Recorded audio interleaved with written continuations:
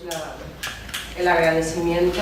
Quería agradecerle a Magdalena y al Centro de Estudios Comparados por haber organizado este seminario, por habernos permitido, además esto es un lujo, estar todos aquí, es un lujo de aprendizaje, ¿no? Es estar todos aquí, especialistas en Caribe, en Europa, donde tenemos tan pocos espacios para encontrarnos, pensar los problemas actuales sobre el Caribe. Entonces, muchísimas gracias por este día.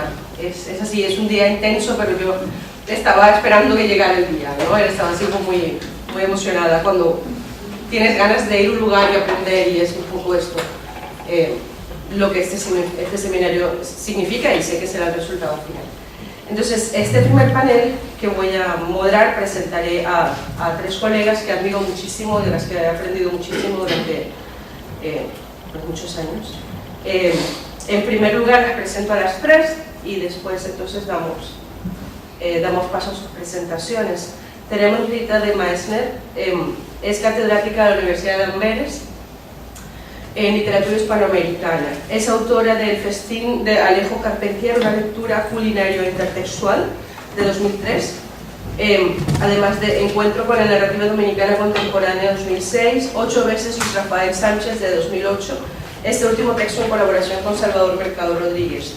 6 ensayos sobre narrativa dominicana contemporánea 2011, Devorando a lo cubano, una lectura gastrocrítica de textos relacionados con el siglo XIX y el periodo especial de 2012, y numerosos artículos y ediciones sobre el Caribe hispano que ha publicado en numerosas revistas y volúmenes colectivos. Tenemos también a la profesora de la Universidad de Berna, Adriana López Laurde. Es Rita, Adriana, antes tiene los carteles. Sí, no me vale. Adriana López Laurde es profesora de Estudios Literarios y Culturales Latinoamericanos en la Universidad de Berna, en Suiza. Sus áreas de enseñanza e investigación abarcan temas como el canon literario, los cuerpos y sus figuraciones, los imaginarios urbanos y las culturas de la memoria, de la que nos hablará un poco hoy también. Es autora de Esta moneda que no es nunca la misma, Jorge Luis Borges y el canon literario, de 2008, y coeditora de los volúmenes monográficos Disonancias Americanas de 2011, Paisajes Urbanos de 2015, Desmemorias, Culturas Prácticas y Mnemotécnicas en América Latina y el Caribe de 2016. En estos momentos está preparando en coediciones volúmenes Cuerpos Extraordinarios, Discursos y Prácticas Somáticas en el y en España, y Volver, Culturas del Retorno de Asia-América Latina.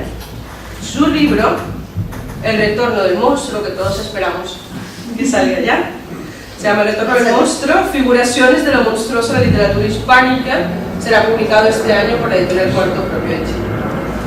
Y finalmente tenemos también en la mesa, contamos con el enorme orgullo de estar con Ineke Paz, me aventuro a Reinberg. ¿Sí? Es investigadora en Historia Cultural del Caribe, América Latina y África de la Universidad de Aachen, en Alemania, y entre sus muchas publicaciones cuenta con Beyond the Line, Cultural Narrative of Southern Oceans, de 2014, editada con Michael Mann, Travailler et culture d'un monde globalisé, de l'Afrique à l'Amérique latine, Work and Culture in a Globalized Work from Africa to Latin America, editada con Babacar Fall y Andreas Enck, esta en 2015. Y tiene muchos más, ha sido muy modesta en el resumen de su currículum, porque tiene muchísimo más de lo que nos ha proporcionado aquí. Entonces, pues nada, esto ya yo me callo, porque es ellas las que nos van a dar unas presentaciones que nos van a llevar mucho que pensar. Muchas gracias. Sí. Muchas gracias por la presentación, muchas gracias a Magdalena López por la invitación. Por fin conozco a muchas personas, bueno, algunas ya las conocía, pero es un gran privilegio poder conversar con ustedes. Bueno, voy a romper el hielo, y siempre es un poco difícil, y sé que bueno, los que leyeron un poco mi texto saben que es algo bastante global. Y general, y me di cuenta de que en el título de hecho se me olvidó sistemáticamente el Caribe hispano, local y global, local o minero, en fin, da igual. Cuando vi el título de este coloquio, claro, De hecho, la primera pregunta que me surgió era, claro, poner el Caribe hispano como tal implica un planteamiento en cuanto al locus desde el cual hablamos. Y creo que es muy importante, ¿no? Ver a partir de hispano esas relaciones con lo hispanoamericano, latinoamericano, también hispánico, ¿no?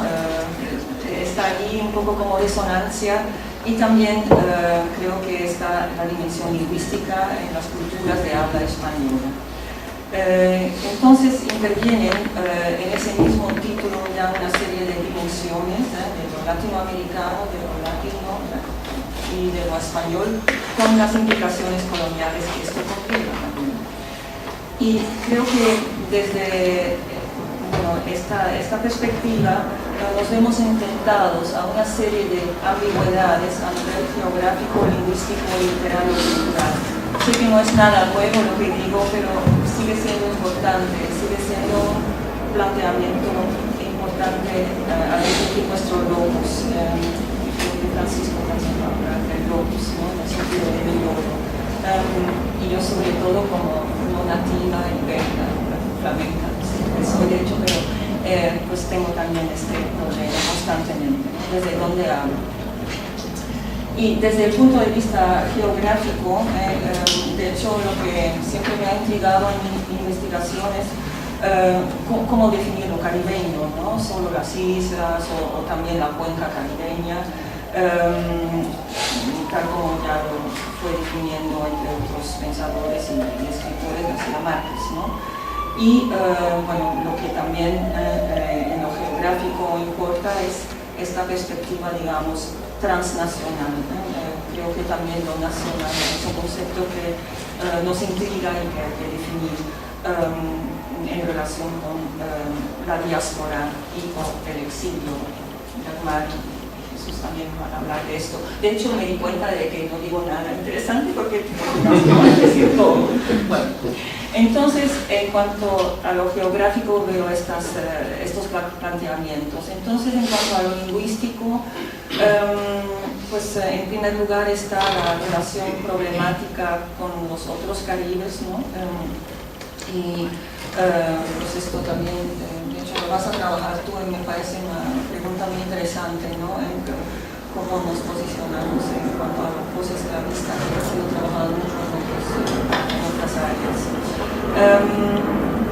Pero más allá de esto, también creo que, sobre todo trabajando en la literatura dominicana, que la he trabajado, pues se me plantea el problema de qué hacer con los escritores que escriben en inglés, o al menos en un inglés subvertido desde dentro, como en el caso de Chulo Díaz, o en un dominicanich, para citar a Josefina Báez.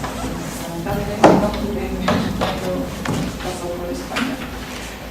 Y de hecho no es algo que solo se limita al Caribe hispano, sino que también es un planteamiento que cada vez más se está integrando en las ideas sobre la literatura latinoamericana, ¿no? Pienso en Jorge Volpi y en el Insomnio de Bolívar, pues también incluye a Junot Díaz como escritor latinoamericano, ¿no?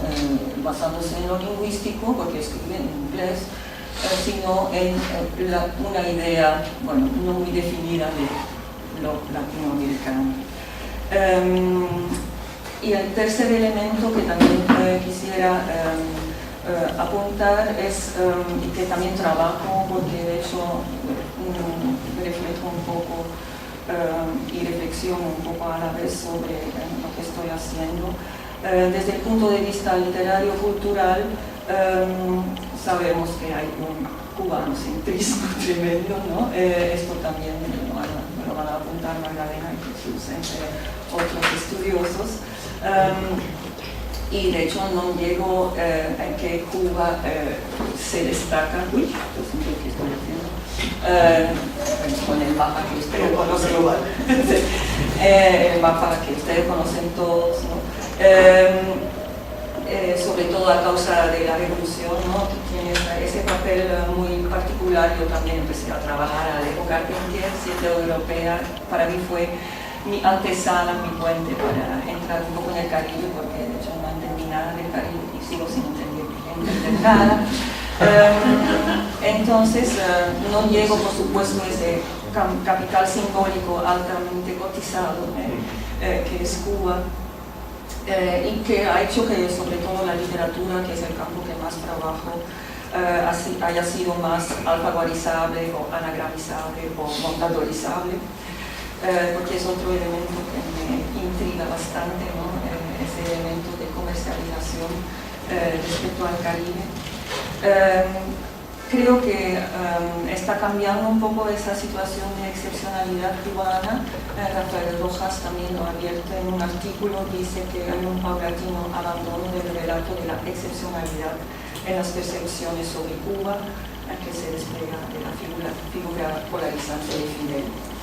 Y de hecho Cuba entra en todos los problemas comunes de disparidad, de violencia, retos afines como la migración, el racismo, que también encontramos en otras islas.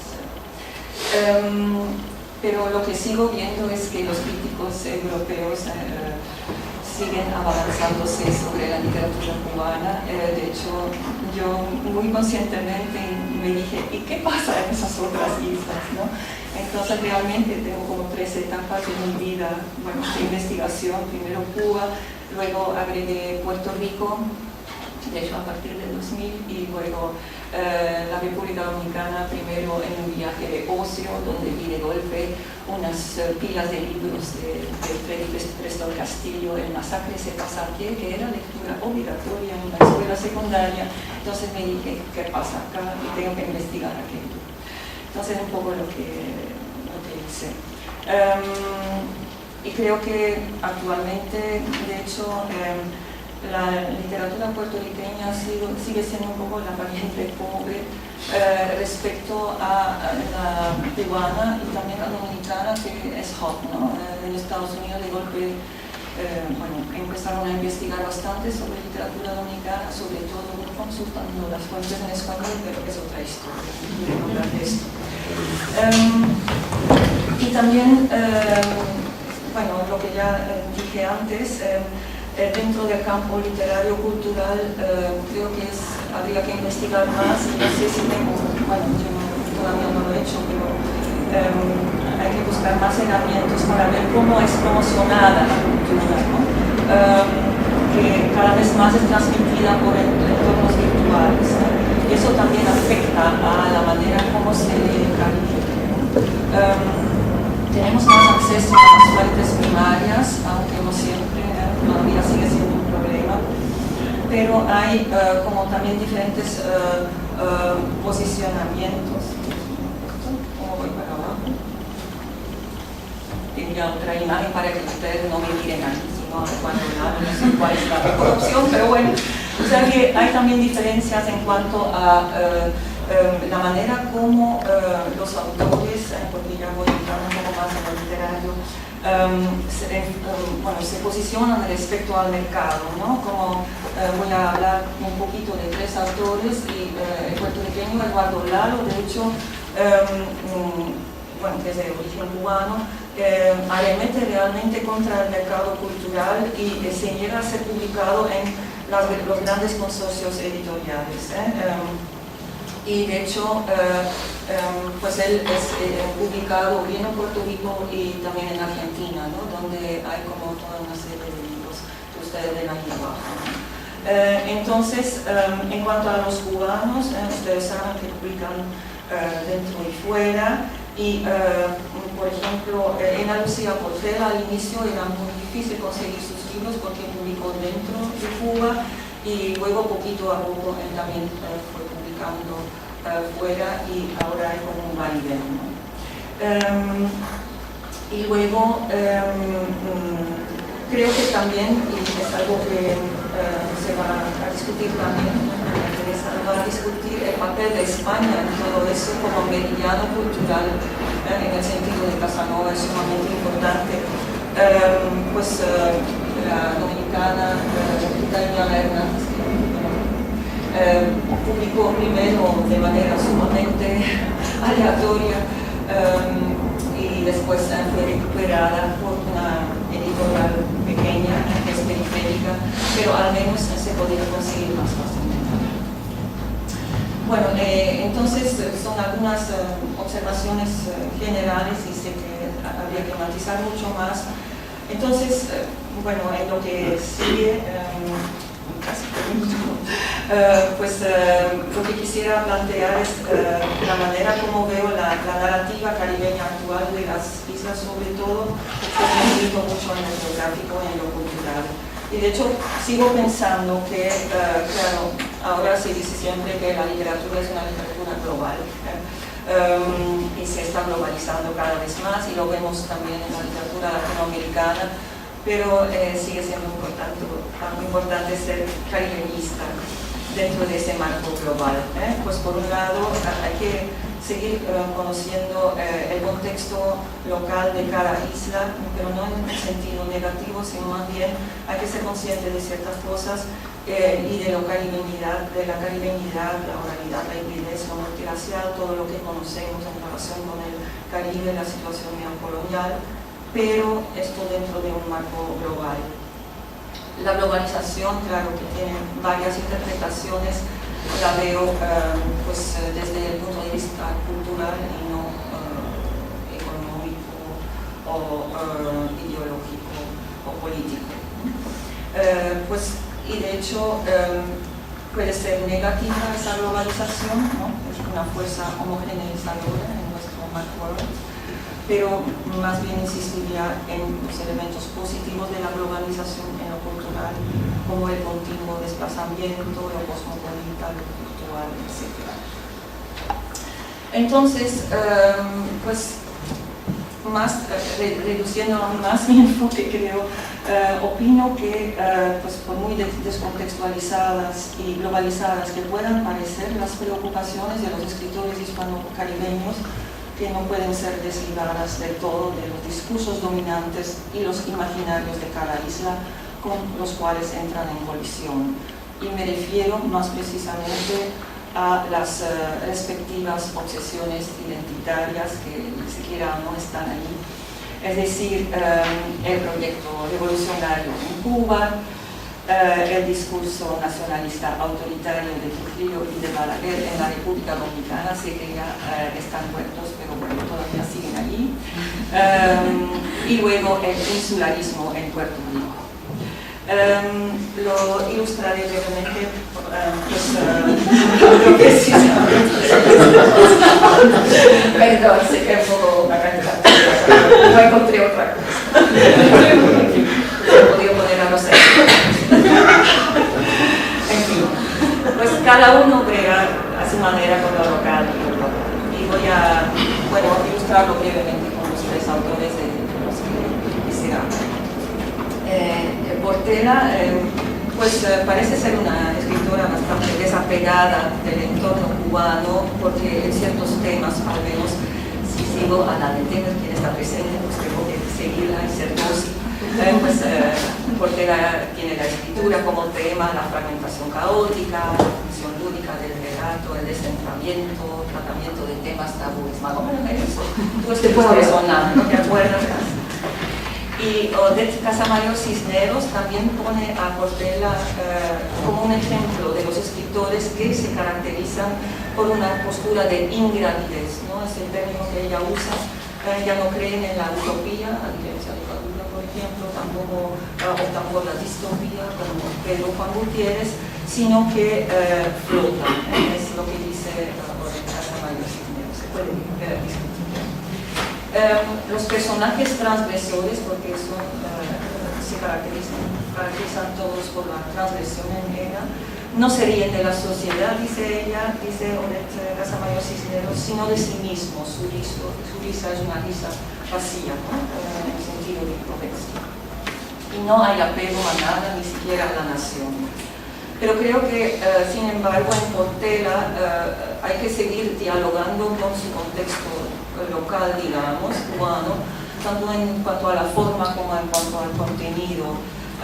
Sus intrigas, por ejemplo, de sus novelas presentan una vertiente policíaca posmoderna como respuesta precisamente ante una forma, una modalidad muy practicada durante cierto quinquenio de siglo eternidad gris.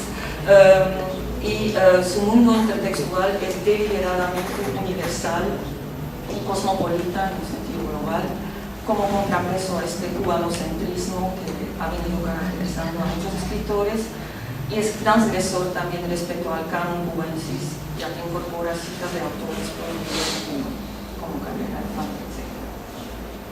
Y en el contenido, el deshacimiento aún no se caracteriza en la voradura total del significante Cuba, con la excepción de Giola y Daniel, en todas sus obras se publican en Cuba, pero sí lo que pienso es que dialoga de otra forma con lo cubano, que por ejemplo ciertas novelas del Special Period Fiction, y ella va anunciando cierta descubanización, lo que se percibe mucho en los autores de la generación C, bueno, que ella anuncia hasta cierto punto, y creo que ella es un poco la madre, sin quererlo, de esta generación, pero bueno, esto se puede discutir también. Pues pienso que Portela es como una habanera empedernida, como lo dice ella misma, que hasta cierto punto se recluye en un exilio, pero también es una nowhere girl global. También, bueno, lo planteamos en un ensayo que escribí junto con Chiara Borghese. Luego, en cuanto a la parte dominicana, pues me voy a enfocar brevemente en Rita Illana, que realmente en sus textos implican una ruptura con la heteronormatividad, el patriarcalismo, el antiamericanismo y los límites geográficos insulares con los que tradicionalmente se ha venido asociando la nación dominicana en la literatura. Y en sus novelas están muy presentes elementos de lo global, la sociedad de consumo neoliberal, el mundo virtual, incluso futurista, como en su última novela, publicada en 2024, perdón, mucho, 4. No obstante, creo que ahí también, aunque ella no lo quiera, también está presente ese autoritarismo, esa sombra de Balaguer, de Trujillo. Por ejemplo, cuando en la estrategia de Schwecker, habla de esa gelatina absurda que nos han dejado nuestros padres después de tanto que queremos, tanto we want and we wanted, tanta carcajada histórica, tanto más y compañero para esto. Entonces, ella es sumamente irreverente, pero sigue afincándose hasta cierto punto en el contexto dominicano. A la vez participa de la cultura del espectáculo y de la virtualidad del mundo. Y luego, Eduardo Largo, así estoy terminando, evoca personajes nómadas muy típicos del mundo global, también a diferentes grupos no muy tratados como los chinos, que hablan por ejemplo en Simone, pero en bastantes obras suyas sigue estando presente de San Juan, incluso en los pies de San Juan, pero lo caracteriza como un donde, ¿no? Un donde que no es un espacio concreto, que indaga no en la identidad general, sino en el yo, y así universaliza y desterritorializa lo borinqueño, también en su texto Las ciudades invisibles, por ejemplo, o los países invisibles, perdón. Y de hecho intenta ir más allá y se relaciona con los problemas globales generales. Y también en su poética él vuelve se vuelve universal y cosmopolita. Sus textos son una mezcla de ensayo y ficción, recurre mucho a la cultura europea para intentar volver a algo desligado hasta cierto punto de su contexto, pero sigue estando ahí esa sombra y esa presencia, digamos, del contexto cultural y literario de Puerto Rico, porque creo que Galo se opone realmente o se quiere desligar completamente de la celebración de la oralidad del trópico ruidoso, exaltado todo esto en cierta literatura puertorriqueña de los 70 que influyó y sigue influyendo hasta hoy en día en la brega con la identidad puertorriqueña. Para concluir, de hecho, formulé 3 preguntas. ¿Hasta qué punto lo que acabo de esbozar bueno, se podría tildar de localización, interaction of global and local, characterized by cultural borrowing, but it's not a clear-cut manifestation of sameness or difference. La segunda pregunta que se puede hacer, ¿hasta qué punto se podría seguir la idea de Tomlinson, que dice que la globalización fortalece una identidad cultural distinta pero compleja y no como nacional en el sentido estricto, digamos. No sé, Francisco, podemos dialogar, porque nacional me parece un término muy preparadizo. Y luego la tercera pregunta que me hago en relación con estas novelas y el Caribe hispano, ¿hasta qué punto se podría hablar quizá de un Hispanic Caribbean Global Novel? Porque la novela latinoamericana global, el concepto de Héctor Hoyos me parece un poco general. Él dice que habla de novelas latinoamericanas globales, works that may contribute to consolidating both the world and Latin America as a genres of resonance. Bueno, entonces estoy ansiosa por dialogar con ustedes y no sé si he dado algunas ideas que pudieran abrir el debate. Gracias.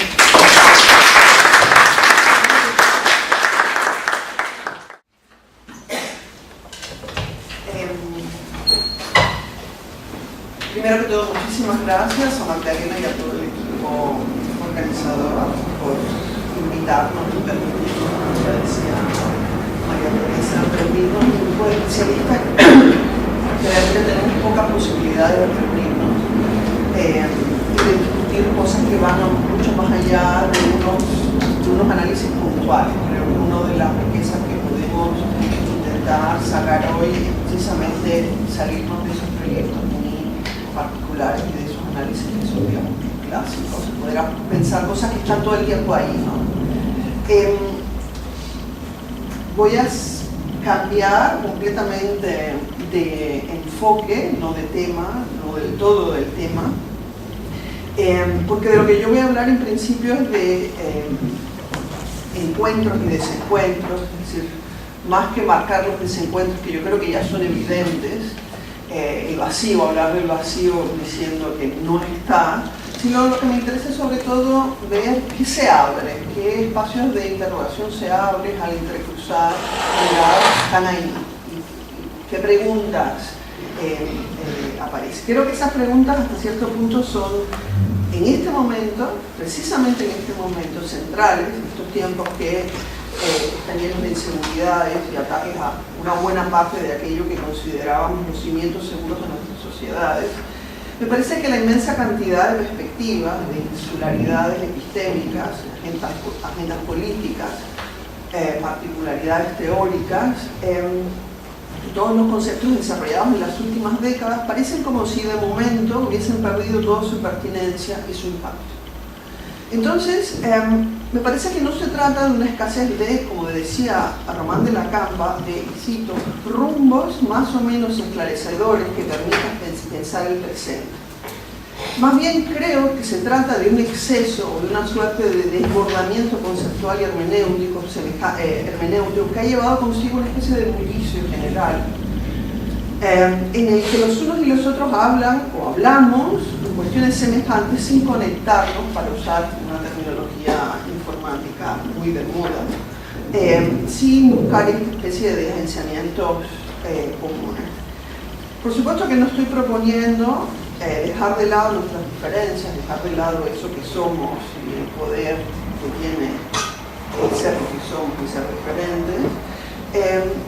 Tampoco me interesa dejar de lado, o tampoco estoy proponiendo que nos encubramos y descontextualicemos nuestros propios trabajos y nos unamos al ese manto ubicuo de la globalización en los términos que ya había planteado, que supuestamente, ilusoriamente deshace ciertas distancias, ciertas jerarquías, pero que ya sabemos que en el fondo lo que hace es reforzarlas e incluso invisibilizar los mecanismos de poder.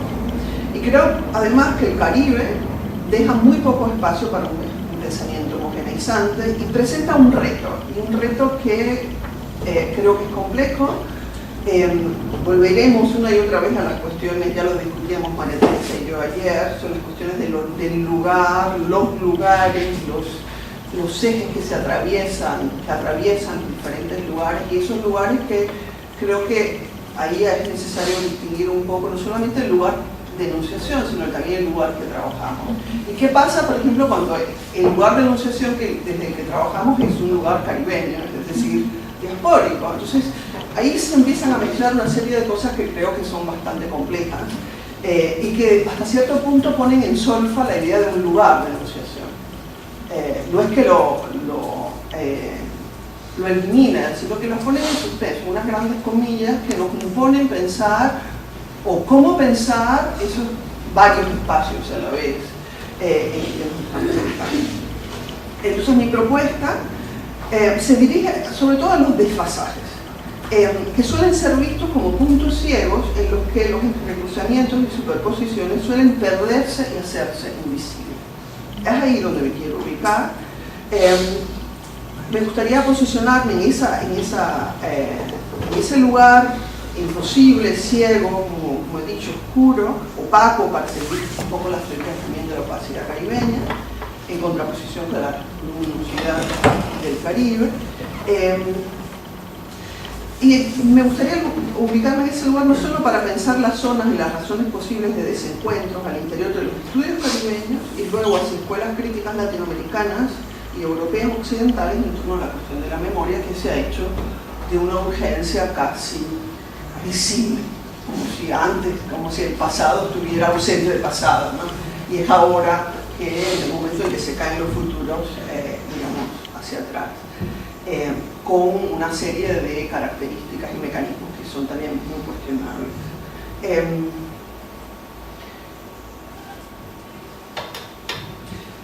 Por otra parte, como había ya aclarado, esto forma parte del comienzo de un proyecto de investigación determinado o no determinado, porque yo creo que con los monstruos nunca se termina, siempre se torna, como ya sabemos. No determinado del todo, en algún momento uniré lo uno con lo otro. La memoria monstruosa podría ser, pero creo que puede ser también muy problemático. Entonces, estas reflexiones tienen que ver con un proyecto en curso, un proyecto que está empezando, un proyecto que surge de una serie de reflexiones sobre procesos mnemónicos en otras latitudes, y que en algún momento me hicieron pensar por qué siempre el modelo latinoamericano, o con repetidas ocasiones, el modelo latinoamericano de pensar el trauma y de pensar la memoria postraumática con todas sus dimensiones, que marco, digamos, en esos 4 puntos que propuse, por qué siempre el marco invisibiliza un gran trauma, que es el trauma de la esclavitud. Es un trauma además que organiza no solamente Latinoamérica, sino que es la base de la modernidad. Entonces, ¿por qué desaparece? ¿Cuáles son las razones por las que desaparece? Esto no lo tengo en claro, como les planteaba, una conjetura atravesada por la cuestión de la raza, y que por lo tanto distribuye sus propios poderes, sus propios espacios de discusión de una manera completamente diferente. Entonces,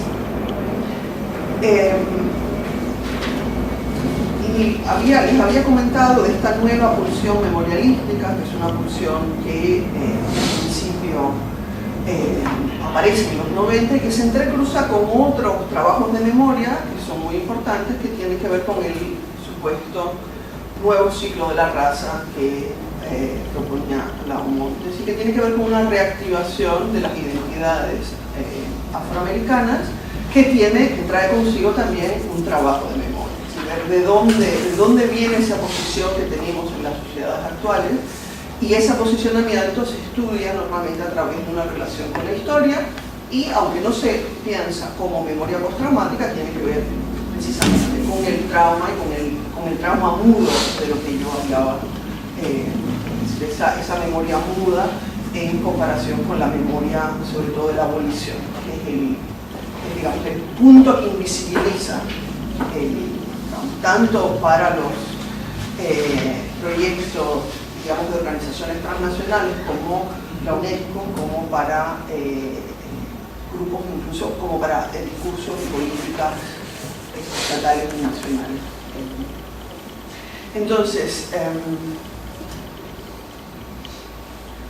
cuando nos acercamos a esos trabajos de memoria en la idea de que hay una agencia, de que hay una voluntad memorialística, que hay sujetos activos en procesos de articulación y transformación simbólica de lo que viene del pasado y cuáles son sus efectos en la realidad, en esos trabajos de memoria, resulta interesante ver cómo hay una clara diferenciación entre el Caribe hispano, el Caribe francés y el Caribe anglófono, para no seguir la lista de los muchos países.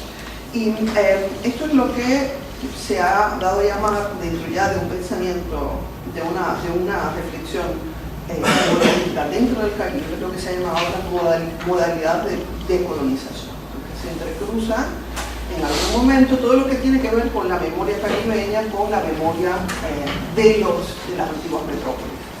Como el hecho, por ejemplo, de que España no ha llevado a cabo, no tiene una cultura de memoria, no digamos ya con la esclavitud, sino con su propia historia de los últimos años. Es decir, eso supone una relación particular también con las colonias españolas.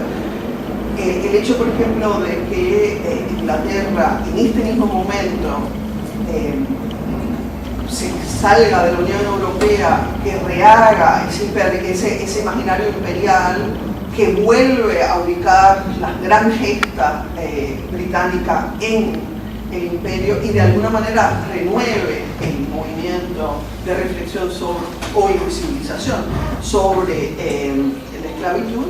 O, por ejemplo, en el caso del Caribe francés, la relación totalmente diferente a nivel de estados y el reconocimiento de parte del discurso político oficial de la esclavitud como concepto. Esto, por supuesto, crea unos ejes y unas tensiones, unos horizontes de posibilidad que, por supuesto, son completamente diferentes. Pero además, dentro del Caribe hispano, tenemos una relación completamente diferente, que está marcada, entre otras cosas, por la relación con los movimientos afroamericanos norteamericanos que han llevado desde hace ya bastante tiempo un trabajo explícito sobre la memoria de la esclavitud. Y ahí también volvemos a tener otros ejes que dificultan la posibilidad de decir hay un trabajo de memoria en el Caribe. Y esto se refleja también en los trabajos, es decir, en los estudios memorialísticos, que yo trataba de diferenciar un poco, que son los estudios post-esclavistas, que han sido importantísimos dentro, sobre todo de la historiografía caribeña, y lo que serían los trabajos de memoria post-esclavistas. Como les decía, hay una inmensa cantidad de títulos, solamente algunos.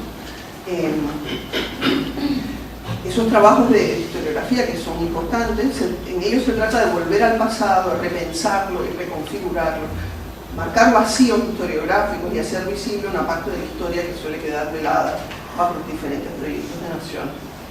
Ellos son por sí mismos trabajos sobre el pasado, trabajos de memoria, pero no necesariamente reflexiones sobre los modos, y esto es lo que a mí me interesa, los modos, los trabajos, los modos, los medios, los relatos de memoria respecto a ese pasado.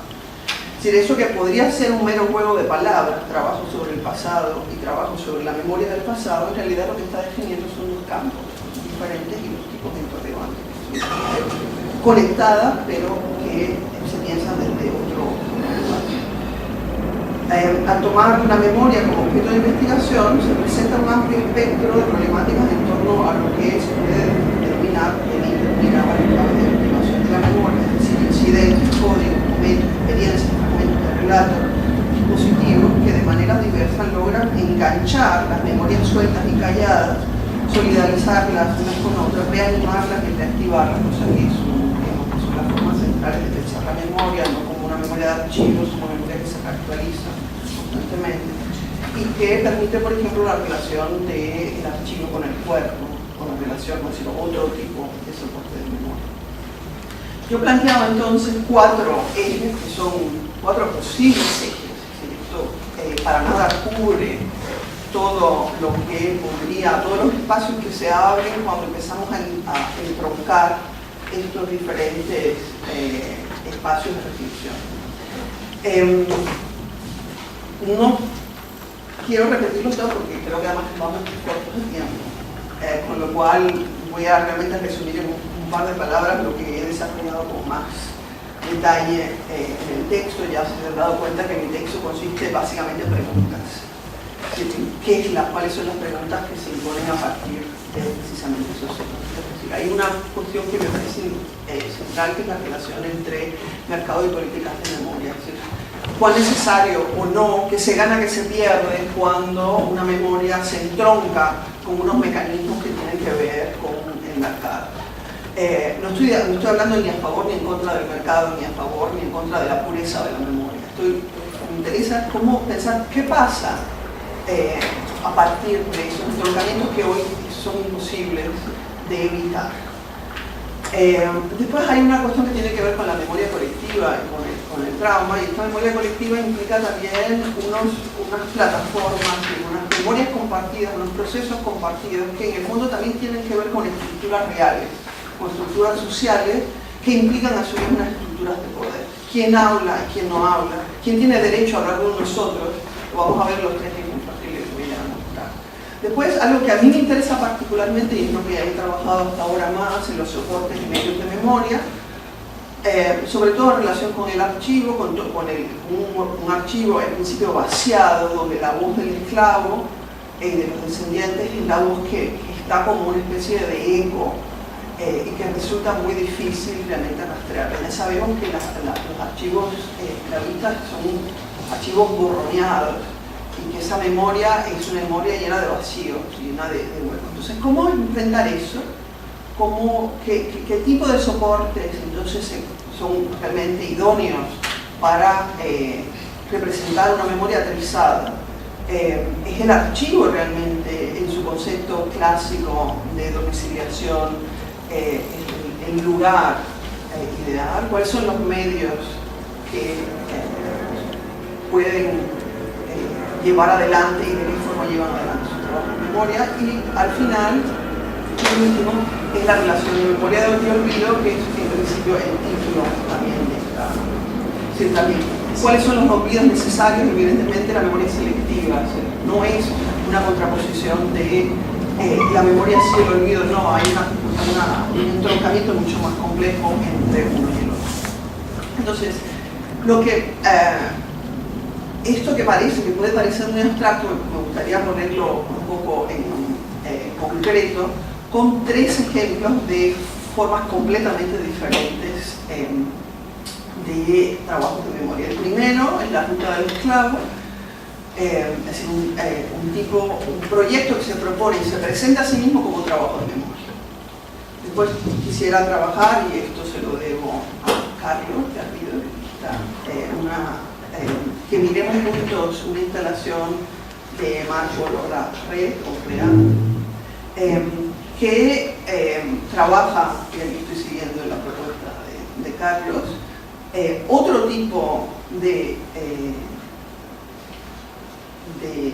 es decir, hacen un trabajo de memoria diferente porque, ya lo vamos a ver, trabaja con un archivo, pero los desmueve, es decir, saca el archivo, y eso tiene unas influencias muy particulares. Esto es lo que más se acerca al tipo de trabajo que hago yo, es decir, que trabajo mucho más lo que está pasando en la literatura y en la gráfica en relación con las memorias posesclavistas. Y el último, ya verán que es una caricatura muy polémica, que ha revolucionado, que por supuesto no es un trabajo de memoria, de hecho es una caricatura política, pero que para poder explicar muchas de las cosas, de las reacciones que ha habido a esa caricatura, hay que pensarlo, o se podría pensar, pero que aportaría un par de elementos más para la discusión.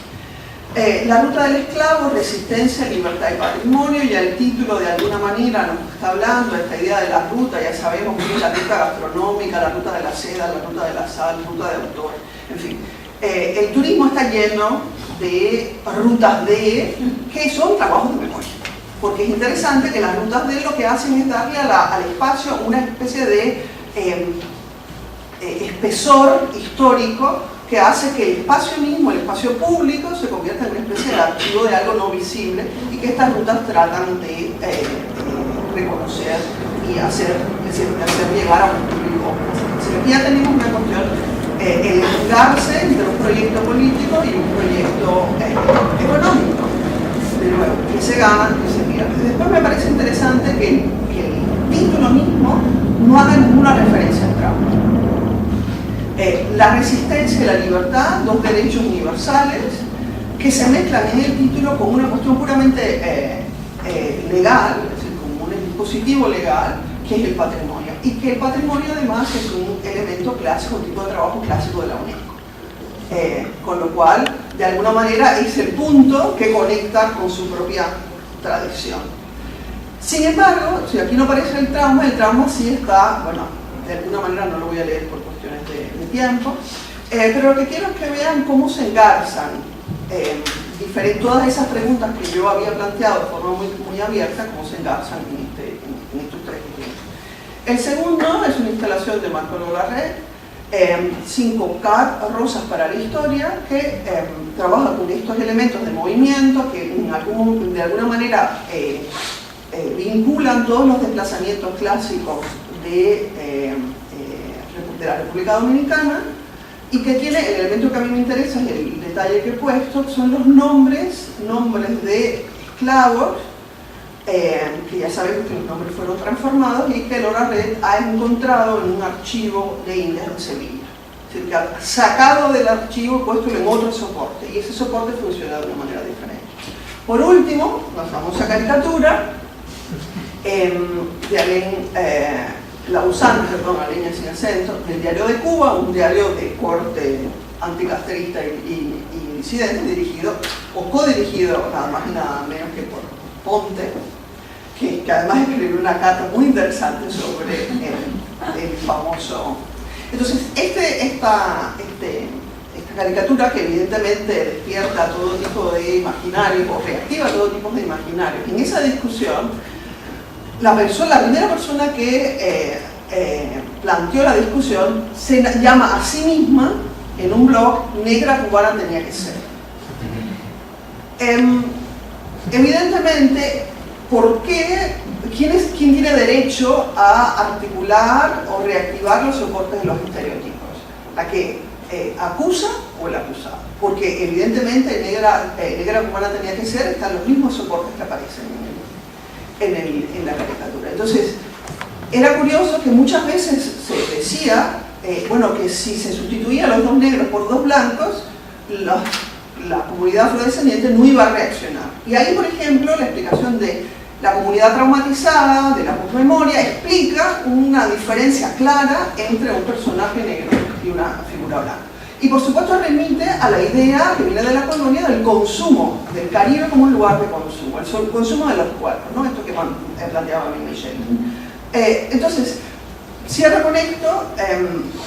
Son tres ejemplos que creo que de alguna manera presentan, por un lado, cómo leer o qué se abre al trabajo, lo que se declara como un trabajo de memoria, pero también qué aporta en discusiones que aparentemente no tienen absolutamente nada que ver, pero que en el fondo funcionan como activadores. Con esto termino, pero después que podamos seguir.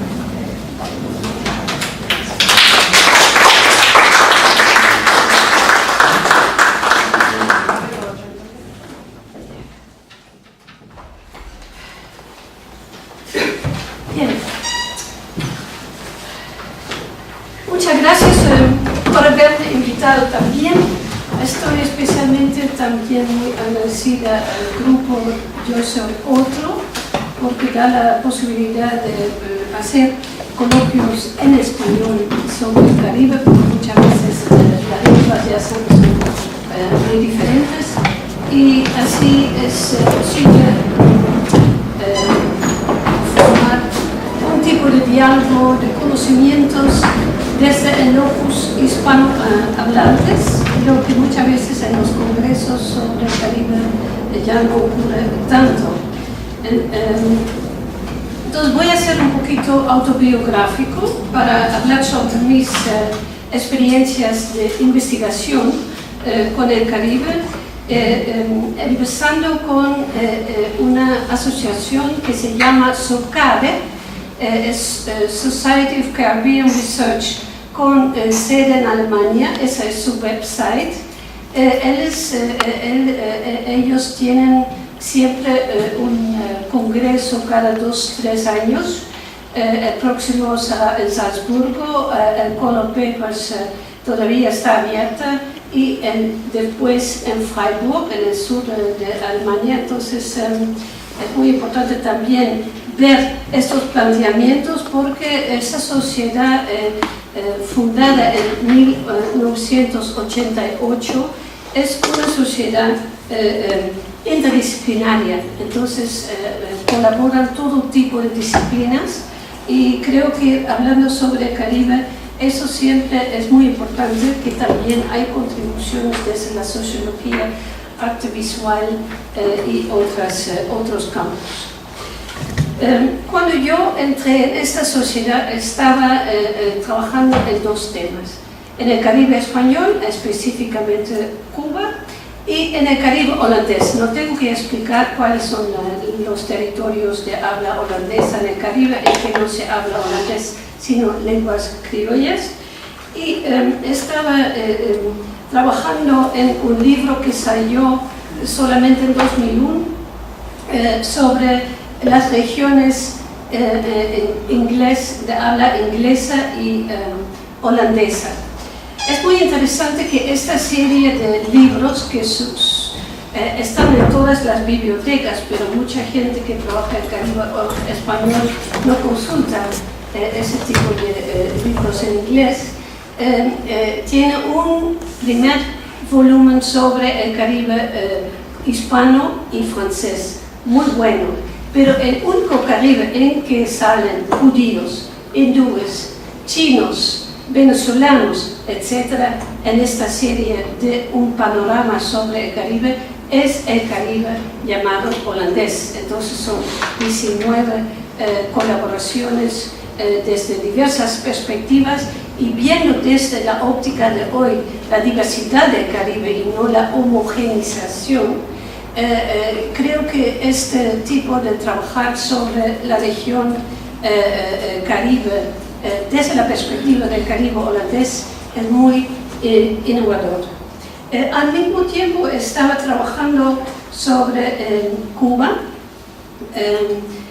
y sobre todo sobre la figura del cubano habanero moderno negro, y encontré que había muy poco hasta hoy, y que sigue siendo un tema sobre todo tocado en la poesía de Nicolás Guillén y de Nancy Morejón, y hay muy pocos otros, y en la narrativa de Alejo Carpentier, la consagración de la primavera, él anuncia la llegada de los habaneros modernos afrocaribeños, pero hasta ahora en la narrativa yo estoy buscándoles, entonces no les he visto. Entonces eran 2 cosas paralelas que estaba trabajando en los años 80, y ya hay que decir que desde el Caribe holandés, tengo que decir 2 cosas.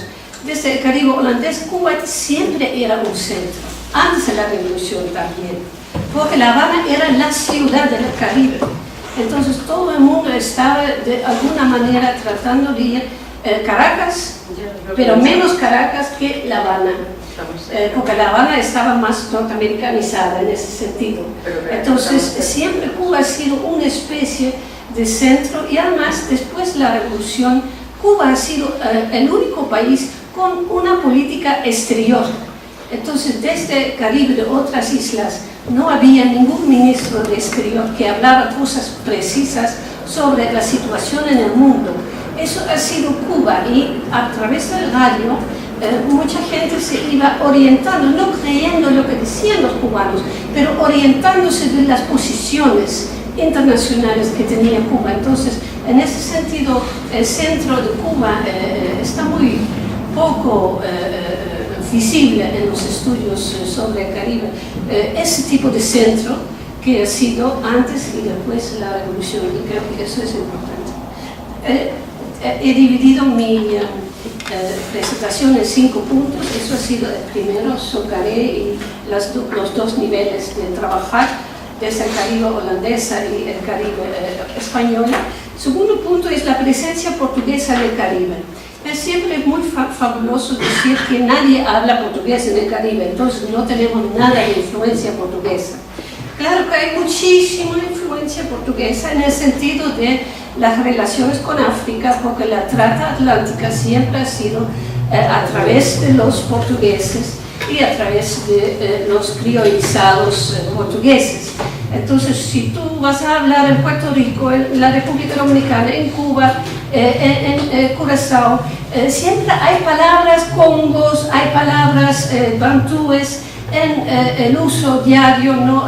Sobre todo en la comida y en la música, que aparecen. Entonces hay mucha influencia en ese sentido de actividades portuguesas a lo largo de la historia en el Caribe. Eso es también un volumen muy importante de la iniciativa de EXIT, del cual ustedes van a hablar después. Historia de las Antillas no hispanas, y yo creo que ese tomo es muy importante porque tiene mucho sobre el Caribe holandés también en español. Entonces, yo tomé el ejemplo de la influencia portuguesa en la música. Entonces hay en las palabras, pero hay también en la música. Eso es un diseño, una acuarela del siglo XVII en Angola, de un instrumento que es el berimbau, de capoeira en Brasil hoy.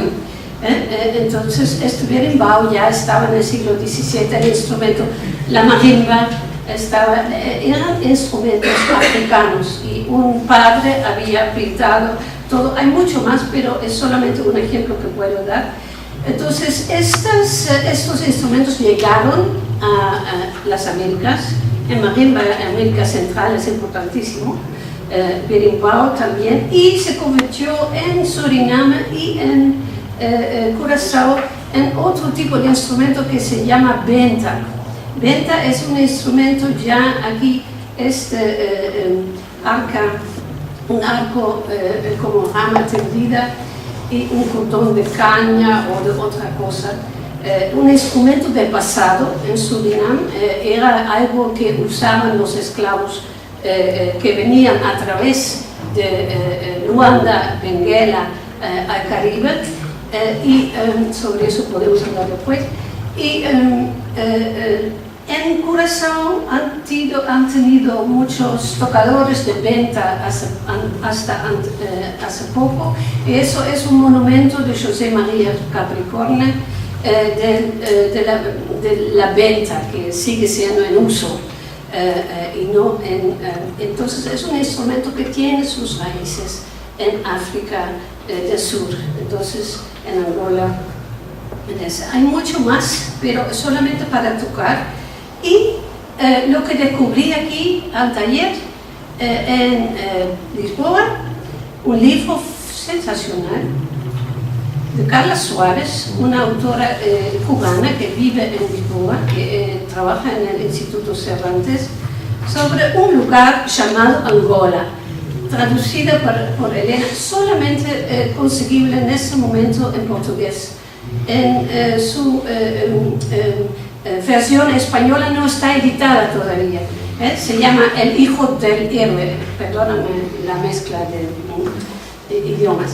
Entonces es el primer romance sobre la presencia cubana en Angola, y es un libro sobre la educación sentimental en Cuba en los años 70, 80, 90. Es muy bien escrito, es una autora bastante conocida también.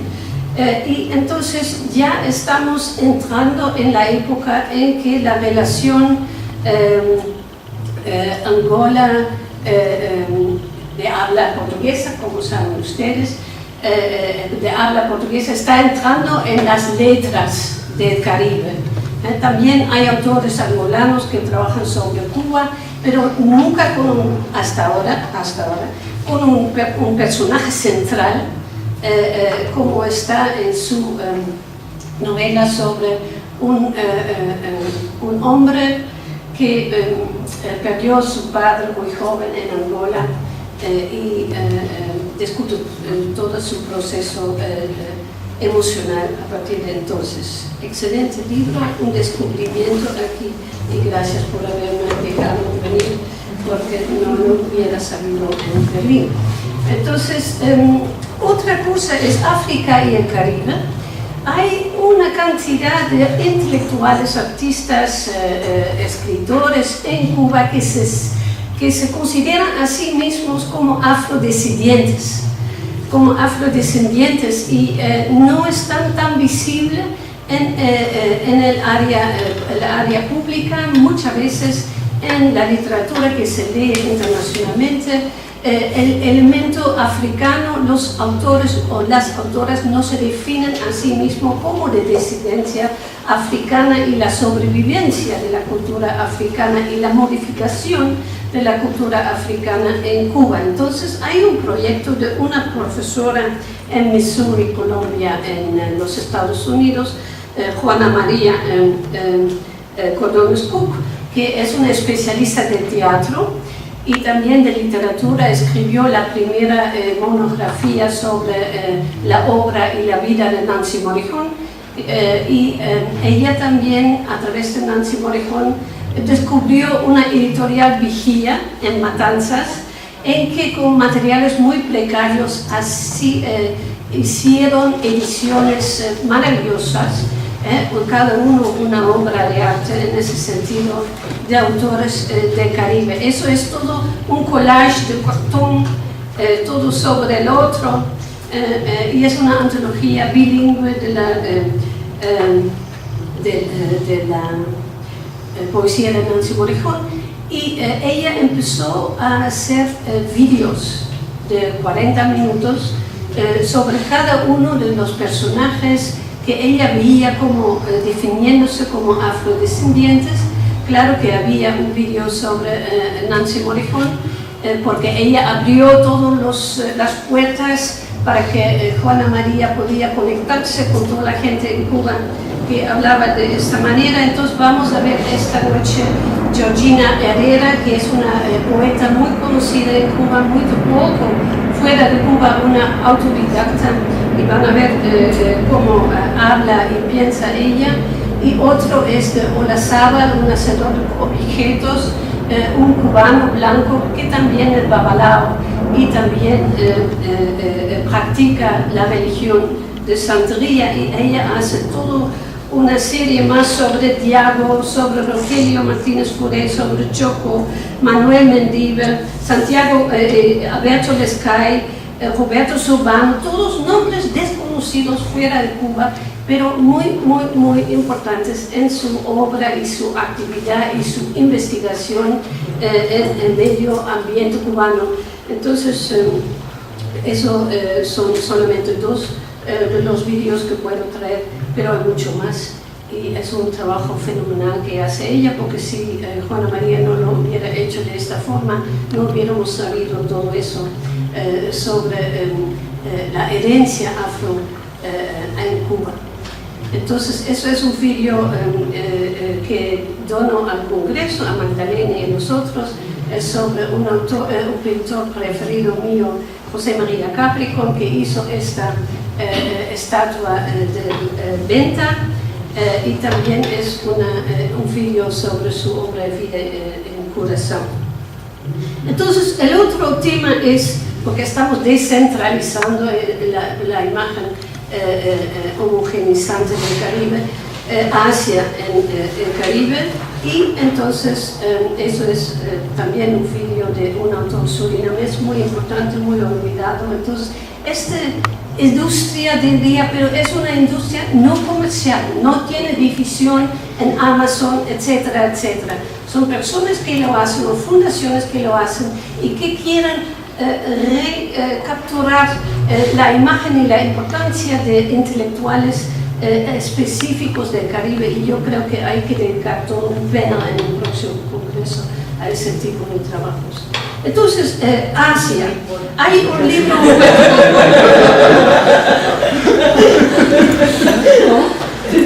No, José Luis Borges, Jorge Luis Ya es hijo de cubana y chino. Exactamente. Ya tenemos una versión que se puede traer. Y es un libro que conseguí por casualidad porque estaba agotado inmediatamente después de la primera edición y se hizo segunda. Entonces todos querían leer sobre los chinos en Puerto Rico porque sabemos que hay.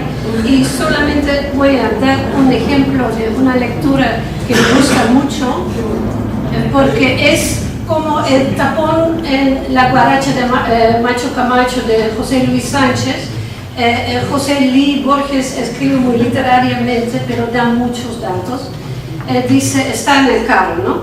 El presente me lleva a una de las principales avenidas del área metropolitana. Ante la lentitud inexplicable de los carros, salta a mi vista un cruzacalles que lee pronto restaurante chino, cuyo nombre será Famous Chef of China. Al llegar al próximo semáforo me topo con un letrero de los años 80, de esos que casi no quedan, con bombillas alrededor deteriorado por el tiempo, con letras chinas rojas y el fondo amarillo Wong Restaurant. Sin haber pasado siquiera 2 semáforos, el tapón me detiene justo frente al Palacio Chino II, donde dicen vender auténtica comida china. Alcanzo a leer en la puerta especial del día mofongo, palabra como, relleno de pepper steak. Al otro extremo, en un pequeño centro comercial que hace esquina, se encuentra Confucio Express, un restaurante chino que también vende sushi. A pocos metros de este último hay un recién inaugurado restaurante chino estilo buffet, China River. Es una cita fenomenal, hay muchas otras y hay mucha información sobre los chinos y ya en Lalo y en otros, también en José Luis Rafael, están achinados en ese sentido y hay siempre más artículos sobre los chinos en el Caribe llamado español, también en América Central, un destino trágico, en Panamá había un masacre, entonces hay todo tipo de diferentes interpretaciones. Entonces, el quinto punto para no es el mar. El mar es mi tema, hablo con el mar, proyecto la historia del mar, entonces sigo también los planteamientos de caribeños como Bocot, como Nancy Morrijón, como otros. El mar la historia está en el mar y el mar tiene nombres como Yemoyá, como Kianda, como mar de agua, entonces hay una conversación en las obras literarias con el mar, y el mar es, digamos, la globalización del Caribe en el sentido de que el mar conecta con todos los lugares del planeta, y he inventado la palabra modernidad oceánica, entonces proyectar la historia de la humanidad en el mar. Y pronto va a salir ese libro mío, que es un estudio comparativo, y les sugiero que miren el anuncio del coloquio en Valparaíso, 8 y 9 de noviembre de 2017, sobre los océanos de fronteras invisibles, organizado por Diana Nascimento. Ella es brasileña que trabaja en Chile y hace trabajos excelentes, y la primera circular en este momento está difundiéndose, y sería muy bien encontrarse otra vez en este coloquio. Muchas gracias.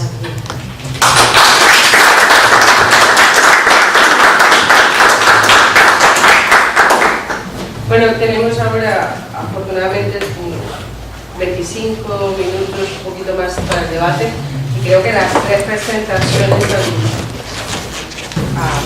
han sugerido muchos puntos de reflexión, que es el momento, por lo menos en este, que podemos irlos enlazando a lo largo del día, ¿no? Pero sobre todo respecto, y aquí me permito yo abrir un poco, el tema, que creo que es algo desde distintas perspectivas, ¿no? ¿Qué hacemos cuando nos enfrentamos, cuando el objeto de estudio es Caribe y el tema de la aproximación, ¿no? O sea, el lugar de enunciación y cómo concebir este objeto? Son dos cosas, ¿no? Este lugar de enunciación desde el que hablamos, pero además cómo concebir este objeto en relación con que los límites de los discursos identitarios que han estado siempre presentes, ¿no? en la lectura que hacemos del Caribe y la influencia finalmente o recientemente desde hace unas décadas ya, de la globalización para entender y cómo se posicionan los escritores, escritoras y los críticos, ¿no? en el tema de la globalización. Yo aquí tengo preguntas para cada una, si comienzo yo o sí. Bueno, para Rita, te agradezco mucho la presentación y sobre todo elegir estos tres autores, además que son tan populares, y podemos hablar de popularidad, ¿no? para categorizarlos, pero mi pregunta tiene que ver, ¿es cierto que ellos tratan de salirse de las temáticas tradicionales con las que se concibe eso en la literatura caribeña, en los casos particulares Dominicana, Puerto Rico y Cuba? Pero me pregunto, y aquí está la influencia del mercado editorial, ¿no? ¿Hasta qué punto los lectores no somos los que exigimos que estos escritores trabajen un tema, es decir, que esté asociado bien con la revolución, o bien con Balaguer, o bien con la identidad puertorriqueña y el problema colonial, etcétera, ¿no? Entonces, ¿hasta qué punto, en la manera de leernos, es decir, ellos tratan de salir, pero es que incluso nosotros, no solamente nosotros le pedimos, me pregunto yo, a los escritores que hablen de los temas que siguen reforzando las temáticas tradicionales respecto del Caribe, con lo cual nosotros estamos problematizando algo, pero el lector, que es el que mantiene la industria y que hace que siga habiendo más escritores, está pidiendo un tema. Pero por otra parte, si nosotros no estamos forzando lecturas siempre que están en el marco de lo nacional, lo identitario, como punto de referencia también, ¿no? Es decir, es que pienso en el Lalo. Si Eduardo Lalo fuera europeo y escribe como escribe, nadie le haría caso, sería uno más. Pero este afán universalizante lo tiene y lo hace particular porque es puertorriqueño. No sé, y por ejemplo en el caso de Rita, tiene todo, ella misma ha construido todo una difusión mediática además que la ha favorecido de ser algo underground a ser algo de ser monstruo, como claro, ella misma, pero así es muy lista, entonces ella ha hecho todo esto también, ¿no? Y claro, luego ya, bueno, un poco por ahí, es que eso son, no quiero solamente lanzar esto, ¿no? Es hasta qué punto no estamos una vez más, el lector no está pidiendo un tema que está de alguna manera condicionando la escritura y la lectura, ¿no? También. Y le pregunto a Adriana, si podías explicar más que una pregunta, la última parte, la de los soportes, muy interesante, claro que solo pudiste trabajar, enunciar un poco los tres ejemplos, ¿no? Por el tiempo que teníamos, pero que el tema del soporte, que es una de las cosas que hemos estado conversando, que a mí me parece muy interesante, cómo se habla de la esclavitud cuando no hay registros, en el caso del Caribe, que hablen, registros en el sentido tradicional, que hablen de la esclavitud, ¿no? Entonces, cómo enfrentar, cómo trabajar este tema. Y el caso de Inés es que a mí el concepto de modernidad oceánica me parece precioso de entrada, pero quería saber un poquito más, ¿no? Eso. Porque creo que son tres temas que son aproximaciones a los estudios del Caribe, que además de distintas perspectivas vamos a estar trabajando, que es lo que tenemos en común, ¿no? Al final, si estamos pensando estos temas de distintos lugares, es sintomático, ¿no? De cuál es el estado de la investigación actual. No sé si quieren responder o si hacemos varias preguntas y así se entrelazan. ¿Cómo prefieren participar? ¿Cómo prefieren ustedes? Bueno, yo puedo empezar. Okay. Bueno, la cuestión de los soportes, en este libro que después voy a pasar, que se llama Desmemoria, donde he básicamente robado el título y que trata un poco de ver cuestiones que tienen que ver con memoria en varios espacios latinoamericanos. Una de las cosas que trabajábamos es la idea de una memoria insoportable. Es decir, de cómo hay memorias que no podemos pensar desde los soportes clásicos. Primero, creo que hay una cuestión de tipo puramente teórico, que es la idea del soporte supone que hay algo, un proceso que está separado de la memoria misma. Y entonces, bueno, eso que no voy a explicar ahora, pero esto viene de la cuestión con la escritura y la oralidad. Pero esta cuestión del soporte tiene que ver, por un lado, y es como lo estoy pensando yo, y por eso también he trabajado en precisamente ese texto donde Inés Paz bellamente trabaja un poema de Nancy Morejón diciendo precisamente que el mar funciona como soporte, también no lo dice así, como soporte de esta memoria que hiere, memoria que duele, ahora no recuerdo exactamente, pero entonces si pensamos en los soportes, por ejemplo, relacionados puramente con los archivos, para no hablar de los medios como tal, evidentemente se nos plantea un problema.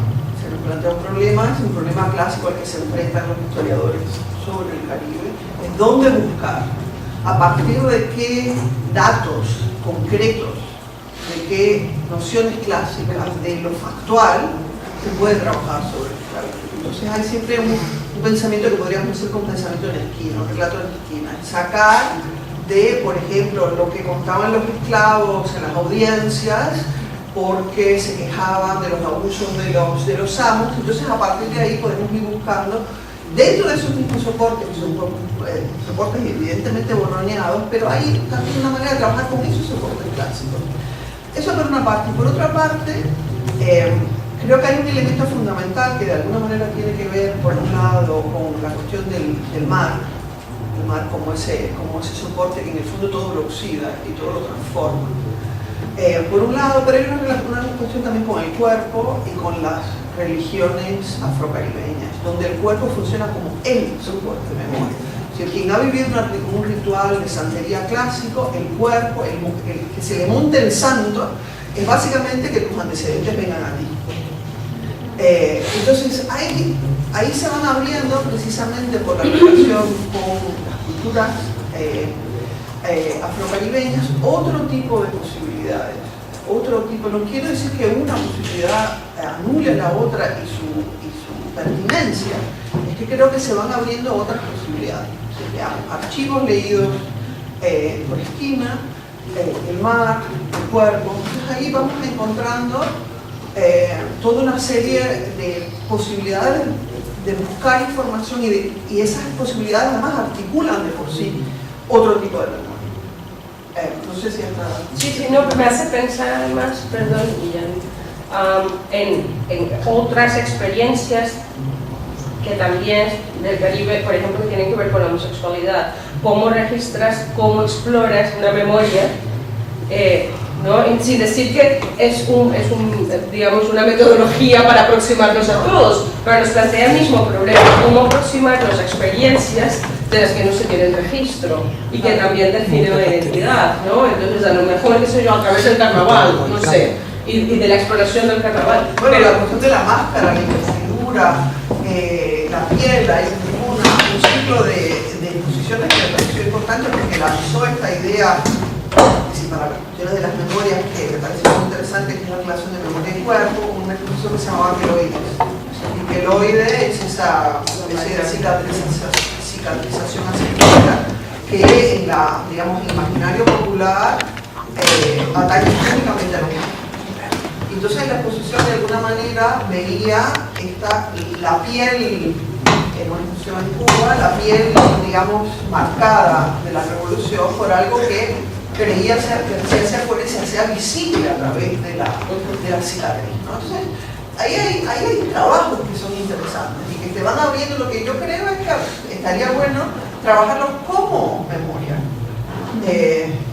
y no solamente como cuestiones de afirmación, por ejemplo, relacionadas con las políticas del cuerpo, o el queer, es decir, que son también importantes, pero que creo que de alguna manera se conectan. Estaría bueno explotar esas conexiones. No es que esté ausente, se están pensando cosas, se están pensando, me refiero a Carlos, por ejemplo, que está pensando en cuestiones de plástica y materialidad. Si la materialidad también nos da un tipo de trabajo con los soportes. ¿Cuáles son los soportes que se están utilizando y cómo se explotan esos soportes? Si tenemos ahí, yo creo que hay cosas que trabajar. ¿Qué implicaría trabajar eso como memoria? O sea, me interesa mucho. ¿Cómo? ¿Qué implicaría eso, trabajar estos materiales como memoria? ¿Implicaría en términos políticos? No, o sea que tu propuesta, digamos, ¿no? Estudiarlo no tanto como políticas identitarias, afirmaciones identitarias, sino como memoria, creo que me interesa mucho porque quiero estar segura de entender bien. Bueno, lo que yo estoy trabajando, pero prefiero dejarle un poco decir, porque ya esto es puramente y tenemos tantas cosas que discutir que no quiero tampoco. Es un tema importante. Yo estoy trabajando restos, como lo que queda del archivo, como una especie de material no archivado, no domiciliado, no signado, no cerrado, esos restos que son movibles, como estos escritores por un lado y plástica por el otro están trabajando o produciendo restos de memoria, y esos restos de memoria lo que hacen es desplazar la idea de memoria como narración a la idea de memoria como pulsión. Eso es lo que quería decir. Gracias. Con esto cierro porque si no... Yo te lo tengo. No, bueno, de hecho, no sé, no tengo respuesta como tal. Lo que sí pensé cuando escribí ese texto, claro, tomé lo identitario, que es lo que, bueno, el eje desde el cual todos hemos estado leyendo, pero lo que quería destacar era precisamente que esos escritores, como que los tres ejemplos que puse, que hay como un trabajo distinto, pero bueno, está ahí todavía esta sombra, digamos, y por otro lado lo del lector es cierto, o sea que proyecta ciertas cosas sobre, quizás yo también como, bueno, no caribeña, bueno, siendo europea, pero lo que, claro, lo reduje bastante en cuanto a enfoque, pero creo que lo esencial que quería decir, de hecho, después de tantos años de investigación sobre el Caribe desde mis ojos, que es un poco particular, bueno, de hecho, soy una caribeñista en Bélgica, ¿no? Y bueno, del área hispana.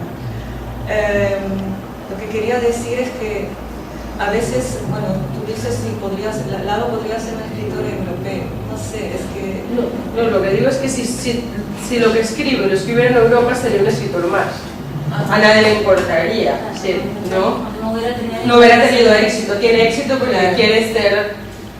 Bueno, tiene éxito también porque entre el cruzamiento entre un imaginario caribeño, digamos, en sentido clásico, con un imaginario europeo, en sentido más clásico, francés, ¿no? De hecho parisino, sí, con esta cosa de la intelectualidad y de un tipo que en el fondo volver a esta idea de la ciudad letrada que se inspira en el modelo parisino. Y claro, lo que está haciendo es retomar todo un canon literario, reactualizarlo. Pero también hay una vertiente caribeña. Claro, y eso es lo que parece que lo que se descarta. Ese doble posicionamiento, me parece y lo que quería destacar era eso.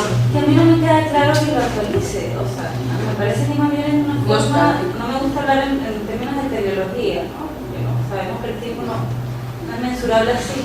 Pero mi impresión con él es que básicamente está escribiendo como un latinoamericano de los años 50 imitando a los existencialistas franceses.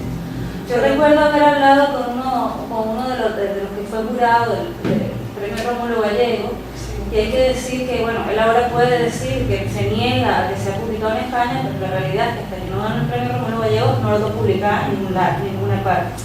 Claro, entonces, bueno, ahora decir que es que él se niega me parece un poco relativo, ¿no? Y uno de los jurados del premio Rómulo Gallego dijo, porque a mí me pareció realmente una novela que no tenía nada para ella, en términos estéticos, inclusive en términos, si quieres, más ideológicos, en fin. Y la respuesta era algo diferente porque casi todos los textos eran narconarrativos. Y él no hablaba de narcotráfico en América Latina. Pero bueno, lo de Pero los no sé si precios también Es sexista, es machista, es lo que pasa es que también... pro Europa, es que yo no entiendo cómo Sí, la sí, gente no, lo es ve. que- Sí, pero podría ser Podría machista, sexista como Castellanos Moya, que tiene una proyección tremenda, digamos, que es un tipo... Pero no lo estoy defendiendo, lo que No lo pasa sé, es que te he leído claro. también. Pero sí, hay elementos caribeños, bueno, cuando cita a Guillermo Rosales y todo eso, que entonces hay como elementos también que sí, que pertenecen a un área que no se puede recuperar desde lo europeo. Entonces, y es sexista y todo lo que quieran, y es, bueno, una masturbación intelectual, todo lo que ustedes digan.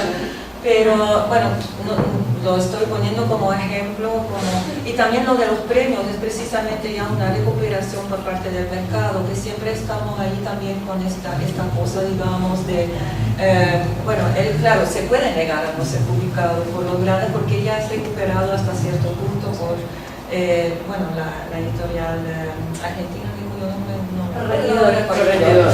Sí, o sea que está publicando además una buena cantidad de sí, autores jóvenes que está lanzando todo también eso, sí. al mercado. Sí, o sea que hay todo un movimiento ahí. Es un tema que sí me interesa mucho también, hasta qué punto los escritores se pliegan a todo eso, ¿no? Bueno, se convierten en esas figuras públicas hasta cierto punto. Entonces todo Que es otra vez el volver al intelectual total, comprometido, en el sentido que fuera. es una tendencia que veo también. Pero bueno. También hay en el caso de Lalo también está el aspecto autobiográfico, que creo que en algunas cosas se toca, ¿no?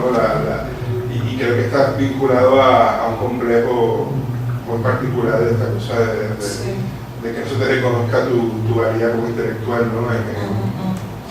En contexto europeo, cuando estaba en Europa, y luego aún estando en Puerto Rico, en esa cosa, un vagabundeo muy moderno, por una parte muy, como dices tú, muy anquilosado, que a mí me choca, pero bueno, está ahí.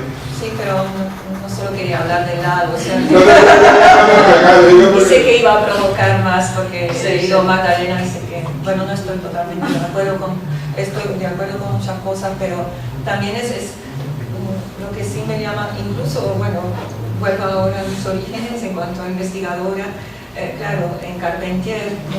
Empecé con él, o sea que vi las cosas europeas, pero cuanto más se va grabando, sí hay cosas también, ¿no? de lo caribeño, entonces quizás vuelva un poco a eso, ¿no? Lalo, Pitaniana lo hace con otra poética totalmente distinta, y Ena también, o sea que, claro, puse ese ejemplo, quizás hubiera que poner otro para Pero no justamente este. No, pero es importante. muy importante esas decisiones. Es un fenómeno también. Sí, un paradigma. Claro. Es decir, por ejemplo, la pregunta del lector es una pregunta que ahora se ve entrecruzada con el mercado, por ejemplo, que esa idea de poder analizar un texto a través de un posicionamiento del lector, la gran escuela de la recepción, deja de funcionar en esos términos.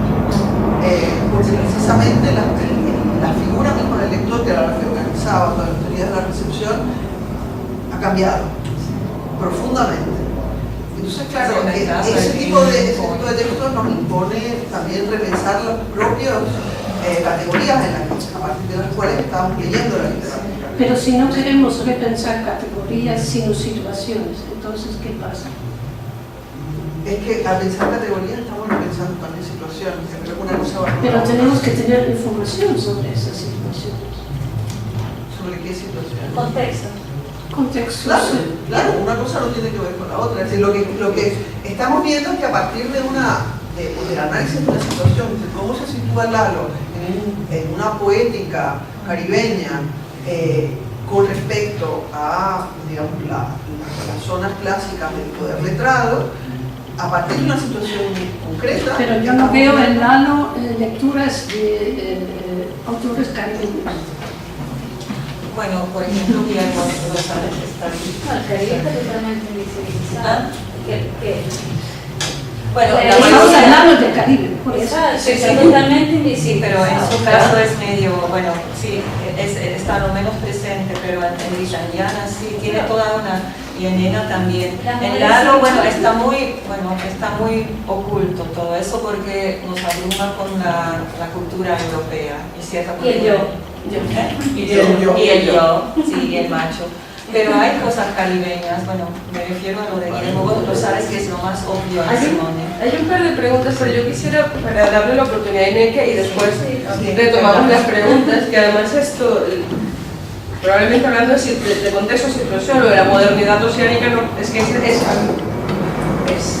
una oportunidad de pensar otro lugar desde el cual pensar, por eso me quería que se lo podían desarrollar un poco más. Pero trabajando con el concepto de modernidad me refiero a la crítica latinoamericana de los años 80, 90, que trataban de descentralizar modernidad europea y de analizar una modernidad desarrollada en sus propias regiones geográficas. Entonces ha sido un debate muy fuerte, muy antidictatorial, tratando de buscar y descubrir otras estrategias en el análisis de la propia literatura y cultura en general. Un nombre importante de esta tendencia completamente desconocida por los estudios postcoloniales que niegan e ignoran lo que ha pasado en la crítica latinoamericana. Entonces me refiero a ese tipo de modalidad crítica primero. Entonces en mi libro discuto esa tendencia como una tendencia no postcolonial, porque América Latina siempre se considera como ya independiente desde el siglo XIX, y entonces con postcolonial en ese sentido directo, como en una parte del Caribe y África, no se puede identificar. Entonces es un tipo de modernidad que tiene una larga historia en la crítica latinoamericana. Y claro que yo me enfoco en la relación África-América Latina. Como saben, en el Caribe ustedes hablan de trauma, mucha gente habla de vergüenza de haber estado esclavo. Y me imagino muchas veces sacar del tema Caribe tiene que ver con esto, que yo no toco este problema porque sigue sobreviviendo en las resistencias, en las también tensiones diarias, sigue siendo algo que en el Caribe está algo que no tiene, digamos, un vestido civil, si tú te enfocas en ese tipo de cosas. Entonces, vergüenza me parece una palabra más importante que trauma, porque vergüenza es como lo entienden, sin entender que la esclavitud nunca ha terminado con la abolición, sino ha siempre continuado. Hoy día se habla en el mundo internacional de modern slavery, de esclavitud moderna. Entonces es un tipo de migración voluntaria o involuntaria, entre comillas, todo porque nunca sabes exactamente cuáles son las circunstancias, que sigue, que tiene una continuidad histórica. Entonces vergüenza no hay que tener, hay que entender lo que pasa. Entonces la esclavitud oficial del pasado, la esclavitud ilegal después de la abolición, la esclavitud de los trabajadores de Asia, los coolies, los contract workers en las plantaciones de África del Este, la migración de África hacia Europa en ese momento, todo eso tiene una fuerte relación con el tema del mar. Durante el viaje y todas las identificaciones con orillas, con fenómenos del mar, se encuentran en muchas literaturas que hablan sobre ese tipo de migraciones. Entonces lo estoy investigando en estos 7 países, literatura de los 7 países que mostré, en las colonias portuguesas en África, antes colonias, y la ex colonia de España en África, y Brasil y Cuba, porque son los países que han recibido más africanos hasta el final del siglo XIX que los otros países de América Latina. Entonces hago esta investigación y para hablar de Cuba, en Cuba no ha sido un centro también para la literatura con Cecilia Valdés, porque es la única novela del siglo XIX que no habla solamente de la esclavitud, sino también de la trata negrera. Es el señor importante pintor ahora en el Gulbenkian que tiene el apellido Negreros. Entonces es un traficante de negros, entonces es un apellido muy normal en el siglo XIX y en Luanda hasta hoy. Entonces es alguien que habla también de la costa africana, de los colegas, de los traficantes de negros en La Habana que tienen con Pedro Blanco. Entonces tiene toda una información histórica excepcional, tampoco presente en las novelas de América del Norte. Y él también introduce la figura del africano ahogado. Es decir, los africanos, si están perseguidos en los mares por los ingleses, echan fuera a los africanos para que no estén descubiertos.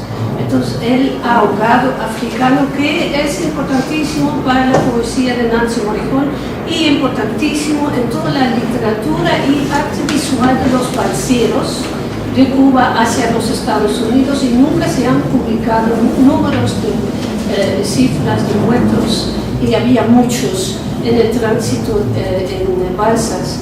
Entonces hay toda, digamos, una connotación desde el pasado con metáforas del presente que yo retomo en mi libro y hablo en ese sentido de modernidad oceánica, para hacerlo visible como proceso de pensamiento, como proceso de reflexión, y también para combatir esta idea de hablar de la esclavitud es algo constante, no, es algo en que estamos viviendo en plena vida hoy. ¿Y cuál es el libro en el que trabajas? Se llama así, Modernidad Oceánica, el título. Eso no quiero ponerlo como título porque después todos me van a citar como Modernidad Oceánica, entonces eso no me parece bien. Quiero que lean el libro y al final digo Modernidad Oceánica. El título lo mencionas, queremos que lo nombraste, lo pusiste al final PowerPoint, pero lo pasaste muy rápido. ¿Cuál es el título del libro? Oh, Modern Slavery and Water Spirituality.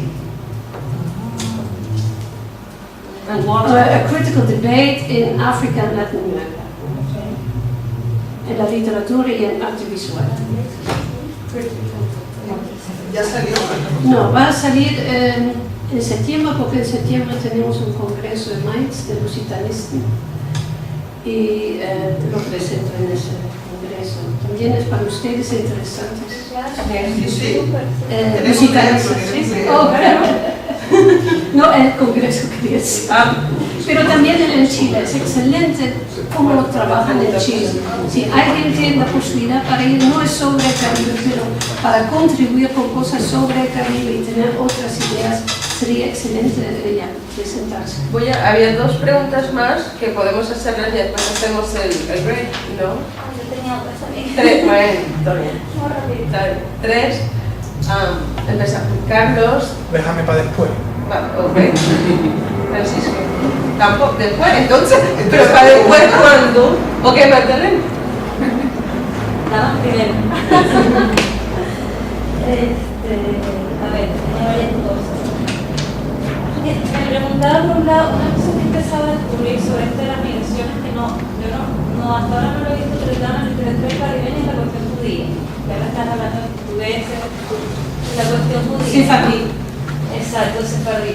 Porque una de las cosas interesantes que he leído es que hay una cantidad de prejuicios, digamos, y de categorías para definir a los negros en en realidad comenzaron con los judíos. Entonces uno consigue ciertos topos que se repiten en eso, que los judíos comían niños, ahora eran antropófagos, después vemos la misma imagen aplicada a los negros, ¿no?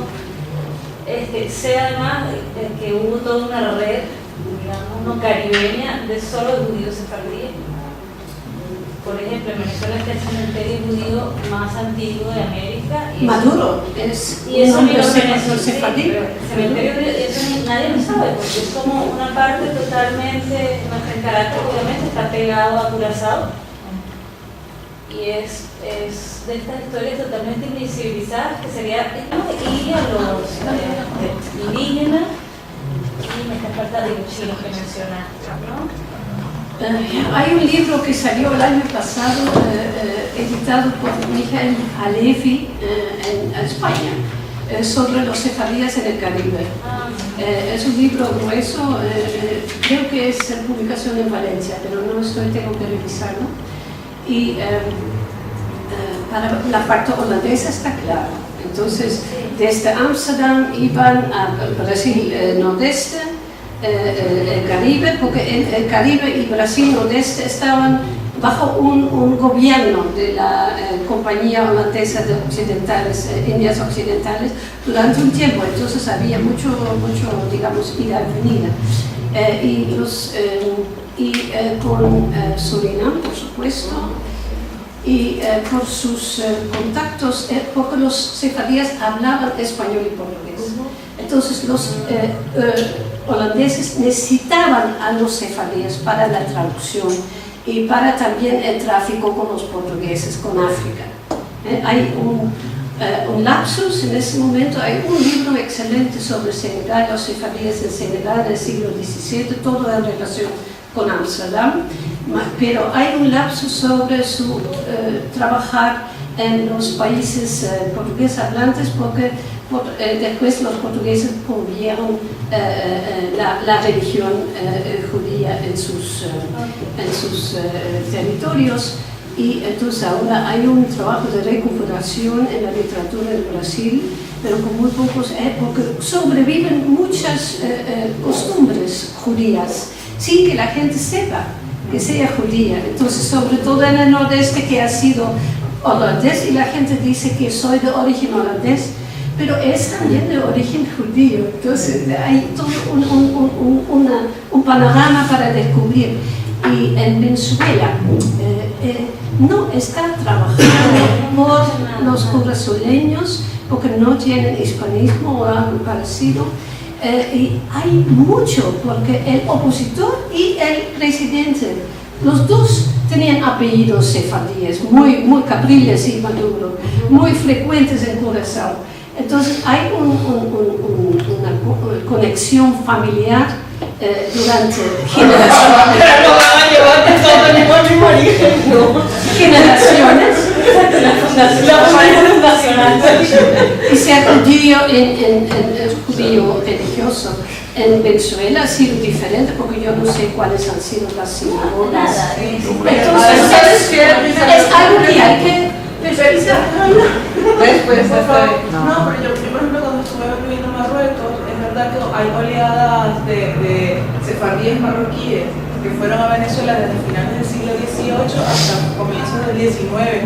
Pero y deben haber pasado por una de estas siglas primero, ¿no? No lo sé, pero sí hay como... Es que yo lo que pienso es que con la conquista, cuando llegaron los conquistadores a América, claro, se habían expulsado ya a los judíos de España, con lo cual la concepción, moros, judíos, todos eran indígenas, todos eran, tenían un significado, ¿sabes? Un concepto, una idea peyorativa, es que era una identidad peyorativa, ¿no? Me parece interesante que ese tropo moderno de antropofagia, trabajando de eso, que se dice que se inicia con América y la población caribe. Parece que no, que se inicia con los judíos en Europa, y después ese otro se desplaza al Caribe, digamos. Pero bueno, claro. Entonces me parece interesante eso. Aunque solamente unas cositas informativas. El libro de Carla no es la primera novela que toca el tema de la presencia cubana en Angola, Onyaki, ahora no me acuerdo el nombre de la Sí, novela de Onyaki. pero son siempre personajes secundarios. Onyaki, claro, Pertela también, hay otros. Onyaki tiene una novela. Buen día, camaradas. Buenos días, camaradas. Buen día, camaradas. Buen día, camaradas, ¿no? En la que. Buen día, camaradas. En la que es muy además elogioso de la presencia cubana. No, eso dice él también en entrevistas que quiere reconocer a ellos, porque después no les ha visto. La otra vez tuve la fortuna de escuchar a Onyaki hablar con Carla, y Onyaki tiene una cosa muy interesante, que tanto la posición de él, en esa, sobre todo en esa novela, ¿no? Donde los personajes son profesores cubanos, él tiene una visión muy idealista, ¿no? De la cuestión cubana. Y Carla tampoco problematiza la intervención, digamos, a propósito de eso, Onyaki hizo un comentario que me pareció muy interesante, que es: nosotros en realidad estamos construyendo la historia oficial, porque la historia no oficial de la intervención en Angola, y lo dijo, sería la historia de escritores que vengan o hayan tenido familia o con la comunidad o UNITA. UNITA era la sección, era una de las tres facciones que peleó contra el PMLA, que terminó siendo el partido de Estado que se quedó hasta hoy, o sea, 40 años con el mismo. Entonces, el PMLA luchó contra estas dos facciones, y la facción más importante después del PMLA fue esta, UNITA, ¿no? Entonces, claro, UNITA, y eso lo dijo Onyaki, tiene una memoria totalmente diferente de lo que fue la intervención cubana en Angola, y eso no existe, porque lo que se escribe es la ciudad letrada de Luanda y de La Habana, que es de alguna manera la historia oficial, ¿no? De ambos gobiernos, del PMLA o de ambos regímenes, si lo queremos ver así. Entonces, ahí también tenemos como un silenciamiento que se perpetúa inclusive en las narraciones hoy, ¿no? Absolutamente, estoy de acuerdo, pero lo interesante de esta novela es esta educación sentimental en La Habana en estos años, viviendo en ese sentido, el trauma Angola, y nadie sabe lo que es, porque es un país muy lejos, y hay cantantes que cantan sobre Angola y todos lo sienten. Eso quería enfatizar. Sí, tienes razón. Y otra cosa, solo una cosita corta, una novela que es excelente y que muy reveladoramente prefirió usar un personaje cubano, que no era un personaje internacionalista cubano, sino que era un miliciano, no, ¿cómo se dice? Lo que trabaja matando gente. Prefirió hacer uno de sus protagonistas principales un mercenario cubano en Angola, y esa vuelta que vio me pareció súper interesante. Prefirió usar un personaje que venía de Miami para meterlo en Angola y todas las cosas que pasan alrededor de eso. Entonces también es una elección, ¿no? Podría haber hecho lo que hizo Onyaki y lo que hizo Carla, ¿no? Bueno, los internacionalistas cubanos y los amigos, digamos, angolanos. Esta era una novela también del 89, Cañón de Retrocarga, de Alejandro Álvarez Bernal, una novela cubana, que lo tratan Marta Mateo, también ella escribía su crítica, que sería un poco la primera novela que habla del trauma Angola. ¿Cómo se llama otra vez? Cañón de Retrocarga. Hay en el cine un mediometraje que se llama Úlcera, que trata precisamente del trauma puramente corporal de la gente que viene de Angola. Y interesante también que fue un mediometraje prohibido, se censuró inmediatamente, se mostró una vez en el marco de un festival de jóvenes autores, que también trabaja otra vez esa cosa del cuerpo, el trauma, ese trauma agudo. Entonces, pero quiero enfatizar lo que Suárez, muchas veces los escritores no escriben sobre la educación emocional en La Habana en los años 80, 90, en ese sentido, viviendo un problema internacional en que no se sienten identificados. Y está por todas partes, en la familia, dicen que no hay familia, que no tiene alguien en Angola. Y eso trabaja ella muy bien. Estoy absolutamente de acuerdo con Onyaki, pero él mismo en una recién publicada revista dice que yo quisiera encontrar otra vez a estos dos profesores que tenía, para ver cómo están. ¿Y qué dicen? Y eso dice exactamente el libro de Karen, que hay héroes, pero después de 10, 15 años ya no son héroes. ¿Qué es? Entonces, ¿qué hemos? Y esta desheroización en la literatura cubana es un elemento también en Pimienta, ¿cómo se llama?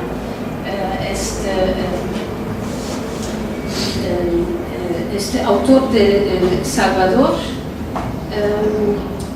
Pimienta. Los amigos Díaz Pimienta. Sí, es exactamente también el prisionero del agua. Entonces, me parece una tendencia muy importante, porque no es salir del trauma, sino tratar de entender el comportamiento diario dentro del trauma para modificarlo. ¿Ves? Bueno, perdóname la defensa.